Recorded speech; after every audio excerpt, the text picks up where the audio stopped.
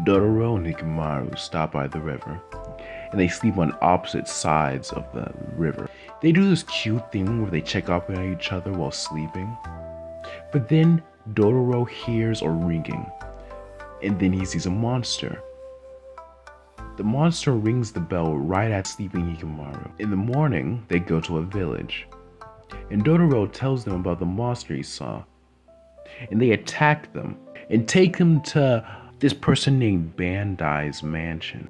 When they get to the mansion, Bandai reveals the monster's name is kanekozo, and she asks them what he said. They say they didn't know, so the villagers tie them up in the shed, and while in the shed, a monster crawls out the well and goes to attack them, but Dororo screams so loud it launches it back. But then it crawls on the ceiling and launches itself towards them. But by that point, Hikamaru stabs it and makes it fall in the well. Dororo goes down the well to make sure it's dead. He finds a tunnel into the mansion. In there, he gets caught by the people who live there. They hang him upside down on a tree because he stole all of their wallets, and they plan to clobber him to death. But then Hikamaru comes to stop.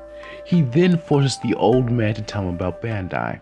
The old man says she's a saint who feeds the poor and opens roads and builds bridges, which Hikamaru finds strange because the village is still poor. The old man explains that every once in a while, a demon kills people and takes their money. Hikamaru then asks him about King Kozo. He didn't know anything about it, but Hikamaru remembers that King Kozo whispered something to him while he was sleeping.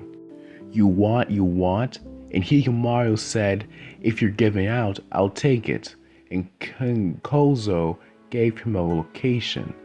Then they all go to the location, and King Kozo is sitting there, and then he disappears.